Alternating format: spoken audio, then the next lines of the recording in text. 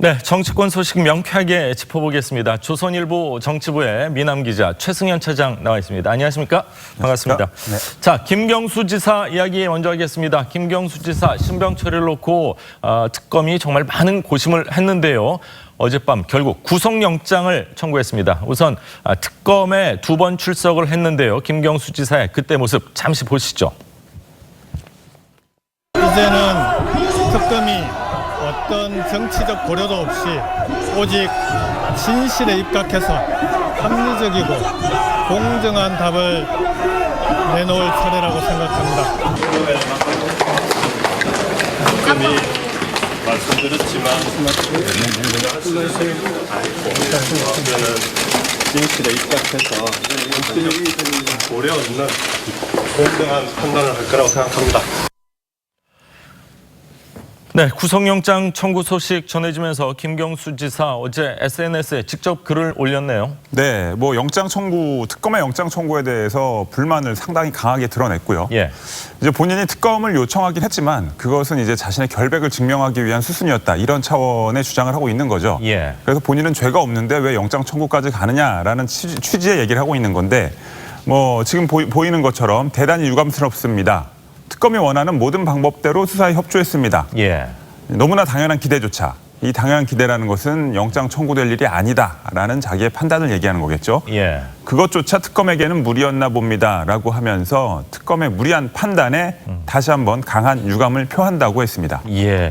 영장 청구가 좀 어렵지 않겠느냐 뭐 이런 식으로 서로 간에 뭐 피의자도 그렇고 지금 구속돼 있는 그렇죠. 드루킹도 그렇고 좀 진술한 게 번복이 됐기 때문에 어렵지 않겠느냐 이런 기류가 흘렀었는데 특검 입장에서는 뭐 마지막 승부수 던졌다 이렇게 봐도 될까요? 그렇죠. 근데 사실 이제 이 영장을 청구하지 않으면 예. 특검이 그간 김경수 지사에 대한 수사를 해온 부분들을 스스로 부정하는 어떤 그런 결과를 불러올 수도 있거든요. 그러니까 이 자신들의 수사의 정당성을 확보하고 그 수사의 동력을 계속 이어가기 위해서는 불구속 수사보다는 어쨌든 영장 청구라는 승부수를 던질 수밖에 없었던 것이고요.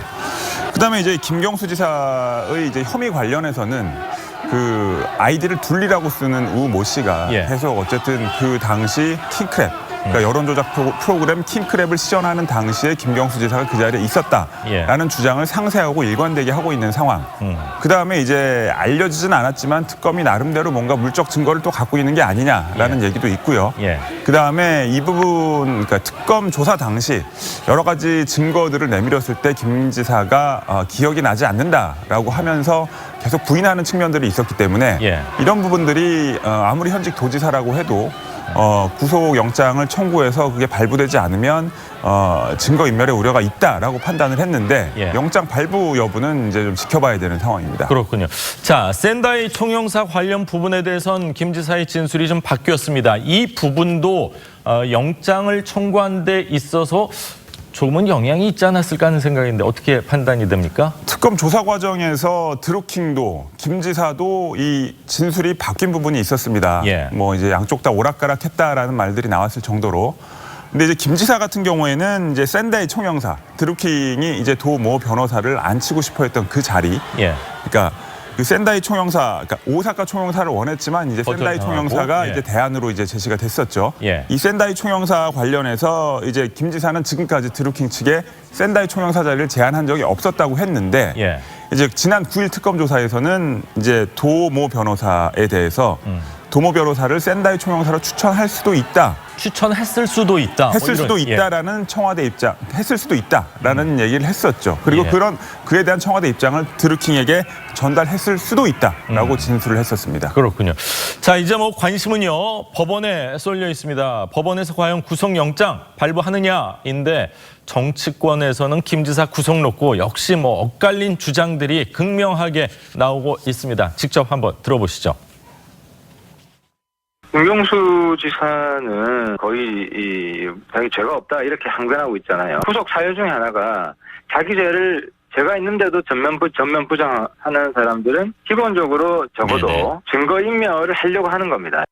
뭐 지금 뭐 증거인멸의 우려라든지 도주 우려라든지 이런 것이 있어야 영장이 발부되는 것 아니겠습니까? 도주 우려는 뭐 당연히 없는 것이고요. 본인 시절 핸드폰도 제출하고 있고 압수나 수색 같은 걸 하려면 얼마든지 하라라고 입장을 가지고 있기 때문에 증거인멸의 우려가 있어 보이진 않습니다. 기각될 가능성이 높다고 보입니다.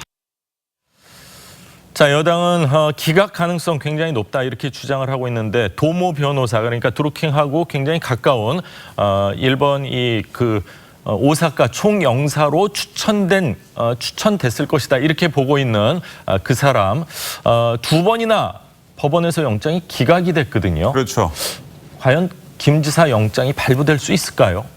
특검 내부에서도 영장 청구를 놓고 사실은 이 수사가 계속 힘을 받으려면 영장을 청구하는 게 당연한 수순이라고 여겨지는데 예. 내부에서 논란이 좀 있었잖아요. 예. 그런 만큼 영장 발부도 낙관하기는 어려운 상황이라고 봐야겠죠.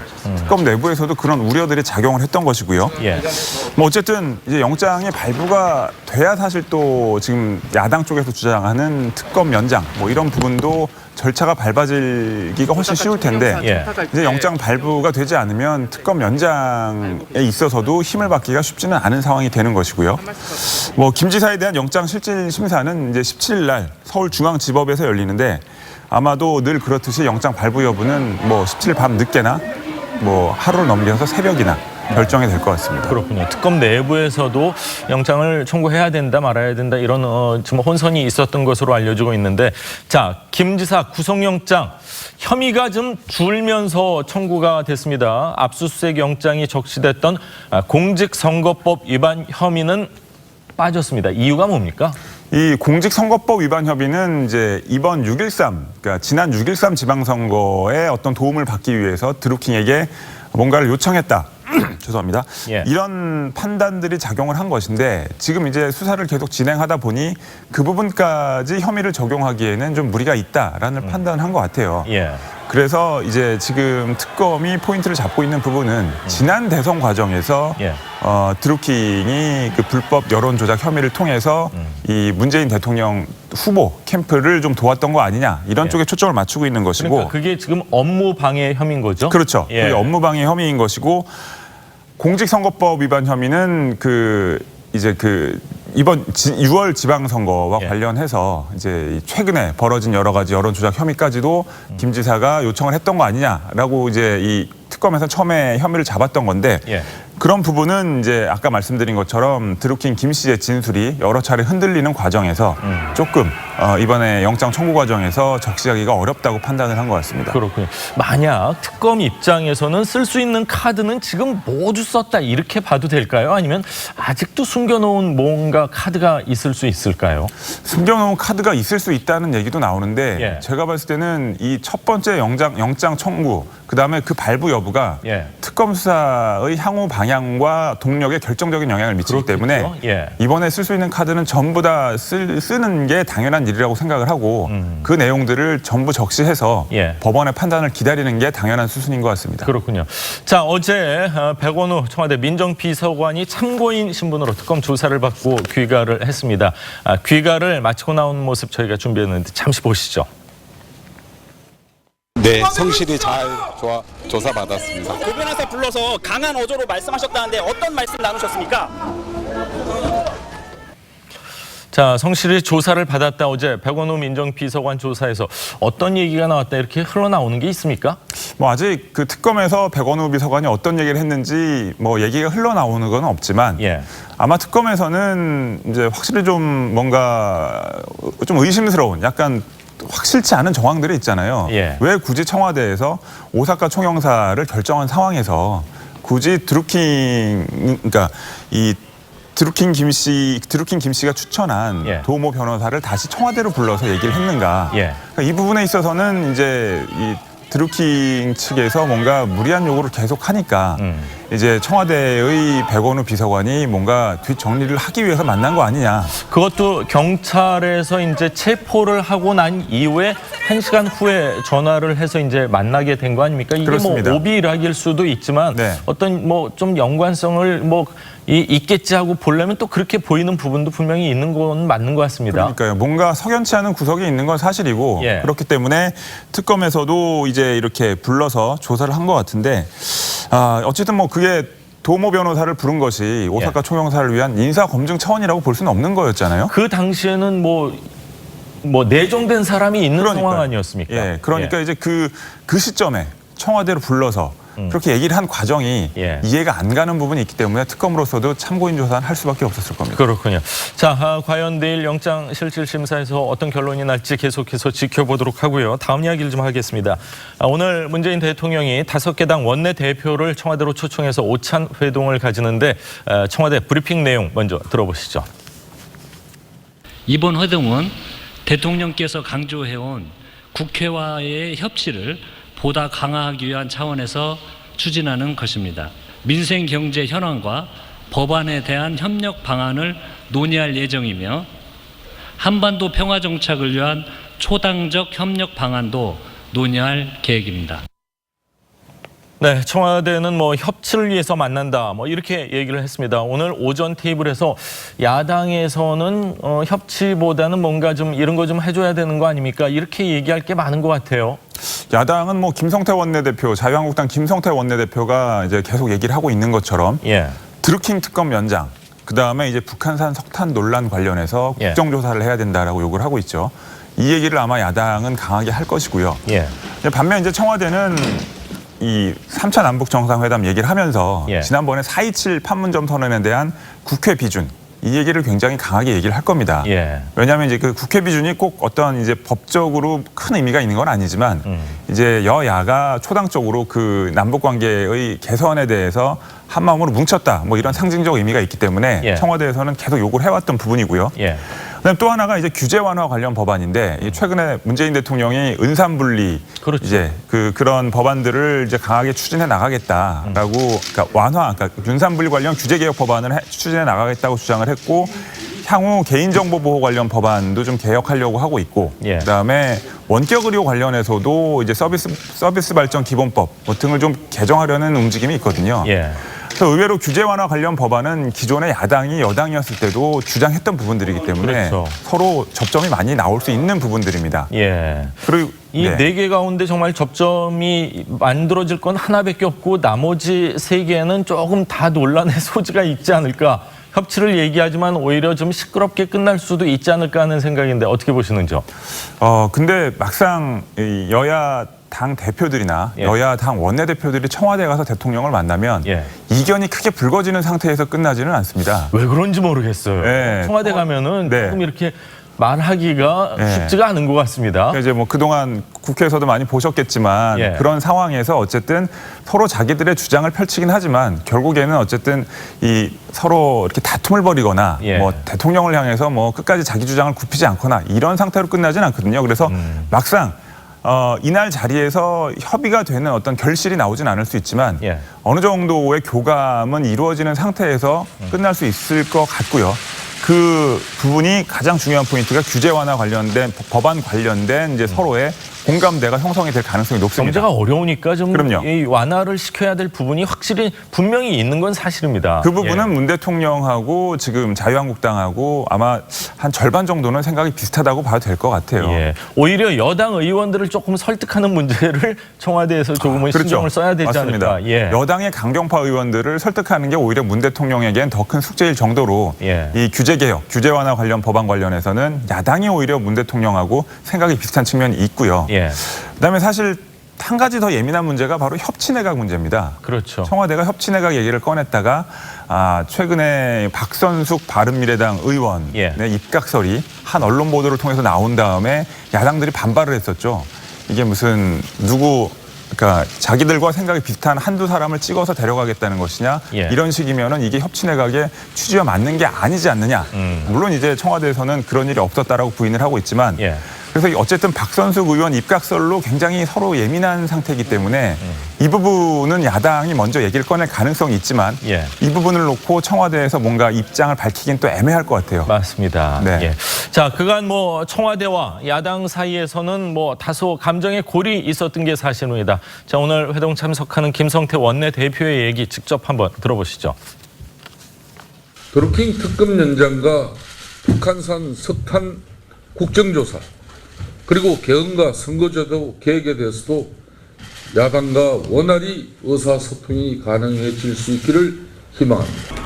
탈원전 정책 철회 그리고 유엔 제재를 위반하면서까지 남북 관계 개선으로 가져갈 것인지 그 부분에 대해서 문재인 대통령께 명확한 입장을 구해내겠습니다.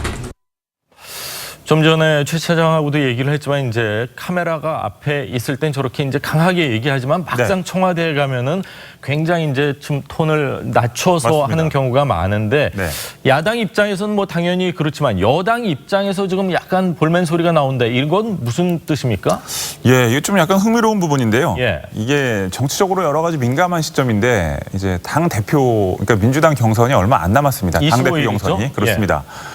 조금만 한 열흘 정도만 기다리면 민주당 당 대표가 새로 뽑히는데 당 대표들을 모아서 그러니까 영수회담 비슷한 일을 하는 게 낫지 않느냐 원내대표보다 이런 얘기들을 하고 있습니다. 그런데 이제 청와대 입장에서는 원내대표들을 불러서 어떤 국회의 규제 개혁 입법 같은 것들을 좀 처리해달라라는 이제 그게 제일 급선무잖아요. 지금 사실 경제를 살리기 위해서 그런 부분들 때문에 원내대표를 좀 부른 측면이 있고요. 또 하나는 이제 뭐 민주당에서 새로 당대표가 뽑히고 이제 지금 자유한국당에는 김병준 비대위원장이 당대표 역할을 하고 있지 않습니까? 근데 이제 민주당 당대표가 누가 될지 모르겠지만 또 이해찬 의원도 유력 후보 중에 한 분이잖아요. 그러니까 아마 이제 당대표급들을 불러서 하는 회동이 문 대통령 입장에서는 약간 불편할 수도 있다라는 생각도 들어요. 왜냐하면 노무현 정부 시절에 문 대통령 본인과 같이 일했거나 같이 일을 했는데 본인보다 좀 위에 있었던 사람도 있고 뭐 이런 상황이니까 물론 이제 민주당 당대표가 누가 될지는 아직 모르지만 그렇기 때문에 아마 여러 가지 사안들을 감안해서 청와대에서는 1년 3개월 만에 그러니까 오랜만에 또 원내대표들을 만나게 되는 거니까 당대표 회동은 종종 있었습니다만 원내대표 회동은 굉장히 오랜만이거든요. 그래서 원내대표 회동으로 가닥을 잡은 것 같습니다. 청와대에서 뭐 당대표나 원내대표 회동하자 했을 때 사실 무산된 경우도 굉장히 많았었기 때문에 이렇게 여러 당 원내대표를 모아놓은 것만으로도 조금씩 이제 국정이 좀 풀려나가지 않을까 뭐 그런 기대를 가져보겠습니다. 자, 다음 이야기를 좀 하겠습니다. 민주당, 한국당 두 거대 양당이요. 국회 특활비 전면 폐지하겠다 이렇게 놓고는요. 의장단과 상임위원장 몫은 제외하면서 이 꼼수 폐지다 이런 비판 강하게 받았습니다. 오늘 특활비 개선 방안을 발표할 예정인데요. 여야의 입장 먼저 어떤 입장인지 들어보시죠. 저희 여야 간에 완전히 폐지하는 걸로 저희가 합의를 했습니다. 기득권적이고 정의롭지 못한 제도의 일매를 걷어낼 수 있게 돼서 저는 다행스럽게 생각합니다. 자, 뭐 꼼수다 뭐 이런 비판을 굉장히 많이 받더니 특활비 의장단의 아주 일부를 제외하고 모두 국고로 반납하겠다 이렇게 좀 뭐 백기를 든 그런 형국입니다. 네, 뭐 백기를 들긴 했는데 끝까지 그 작은 기득권 하나를 포기하지를 못한 거죠. 이 국회 특활비라는 것이 이제 정당 몫이 있고요. 그 다음에 의장단 몫이 있고 상임위원장 몫이 있는데 처음에는 이제 각 당의 원내대표 몫들을 포기하기로 했었죠. 그게 한 62억 중에 15억 정도 분량입니다. 그리고 나서 논란이 계속되자 상임위원장한테 돌아가는 몫도 포기하겠다고 했습니다.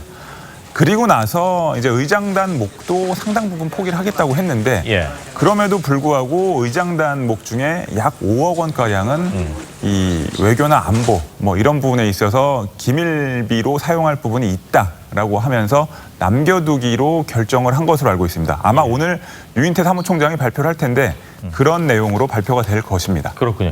이 뭐 몸싸움이라고 하면 좀 그렇지만 이렇게 누가 밀 때 알았어 내가 뒤로 갈게 이렇게 하고 순순히 물러나는 거랑 알았어 하면서 버티다가 점점 이렇게 뒤로 물러나 약간의 그런 모양새이기 때문에 국민들한테 조금은 좀 눈총을 받지 않나 그런 생각이 드는데요. 자, 문희상 국회의장은요 자신의 취임 기자 간담회에서요. 특활비를 폐지하는 것이 나의 목표다 이렇게 밝히기도 했습니다. 당시 문희상 의장의 목소리 한번 직접 들어보시죠. 대명청지에 깜깜이 돈이라든지 쌈짓돈이라는 말 자체가 나는 이게 있어서는 안 되고 절대 있어서는 안 된다고 저는 생각합니다. 네, 전면 폐지하자 했는데 그런데 여전히 최소한의 뭐 경비라고 하지만 일부 의장단에 남아 있는 뭐 안보와 외교 관련 특활비 꼭 필요한 건가요? 뭐 저는 전혀 모르기 때문에. 저는 뭐 이게 꼭 필요한가 싶긴 합니다. 어쨌든 이번에 여러 논란을 통해서 이 여야나 좌우를 막론하고 이 문희상 의장에 대해서는 호감을 가진 분들이 많았었는데 약간 이제 실망을 느끼는 분들이 좀 있는 것 같아요. 그리고 사실 이제 시민단체들이 국회 의정 활동을 감시하는 시민단체들의 주장은 이런 겁니다. 업무 추진비와 특수 업무 경비가 있지 않느냐. 양성적으로 쓸 수 있는 그런 돈들이 있는데 굳이 뭐 외교나 안보 뭐 이런 사안에 관련된 돈이라고 해도 그러니까 특활비를 굳이 남겨서 그것을 국민들 모르게 쓰는 그런 그 돈을 유지할 필요가 있느냐라는 비판이 계속 나오는 건 사실입니다. 그리고 사실은 이 특활비라는 게 어떻게 보면 의원 외교 활동에 있어서 이제 의장이 같이 의원들과 외국에 나갔을 때 이제 사용하기 위해서 어느 정도 필요한 돈이다 뭐 이런 얘기인데 의원 외교 활동이 중요하긴 하지만 그게 이렇게 기밀이나 뭐 어떤 국가의 안보와 관련해서 굉장히 예민한 사안을 다루는 경우는 그렇게 많지는 않거든요. 그렇기 때문에 저는 업무 추진비나 특수 업무 경비를 조금 더 인상해서 양성적으로 쓸 수 있는 그 방안이 바람직하다라는 시민단체의 주장에 한 표를 던지고 싶습니다. 그렇군요. 국회의장이 어디 외국 순방을 간다 할 때 사실은 여야 의원들을 몇 명을 데리고 가는데 맞습니다. 그때 본인의 그 후원금으로 가도 아무 문제는 그런 없을 얘기들이 거라고 많이 나오고 있죠. 되는데 자, 뭐 국회뿐만이 아닙니다. 정부의 다른 기관 이 특활비 규모가 상당히 많은데 이게 다른 부처의 특활비를 주기는 뭐 좀 줄이는 시발점이 될 수 있을까요? 네, 그것은 확실히 될 수 있을 것 같습니다. 사실 이제 국회에서 뭐 여러 차례 여론의 질타를 받았지만 그래도 이제 특활비를 사실상 매우 적은 액수만 남겨두고 폐지한 수순으로 갔기 때문에 다른 기관을 향해서도 훨씬 자신감 있게 얘기를 할 수 있겠죠. 특활비를 줄이거나 폐지하라고. 그다음에 사실은 이 여론의 힘이 또 이번에 증명이 됐지 않습니까? 특활비를 폐지한다고 국회가 했다가 그 액수가 처음에는 상당히 적다라는 게 알려지고 나서 또 여론이 굉장히 강하게 들고 일어나면서 결국 국회가 60억 중에 5억 원을 제외하고는 다 특활비를 포기하는 수순으로 갔기 때문에 다른 부처들 역시 굉장히 강한 심리적 압박을 받을 수밖에 없는 상황인 것 같습니다. 그렇군요. 한 3억에서 5억 정도 남긴다고 하는데 이것도 혹시 없어질 가능성, 여론의 문매가 있으면 없어질 가능성도 있다고 보십니까? 제가 보기엔 하루 이틀 정도 또 논란은 계속 될 겁니다. 오늘 발표를 해도 비판들이 많이 나올 텐데 그래도 3억에서 5억 정도는 뭐 이제 지금 국회 입장에서도 의장단 입장에서도 또다시 여론에 밀려서 이 3억 원에서 5억 원을 포기하는 것 자체도 모양새가 우스워지기 때문에 이 돈은 그대로 유지를 할 것 같습니다. 그렇군요. 자, 최승현 차장 오늘 깔끔하게 정치권 소식 정리해 주셨습니다. 감사합니다.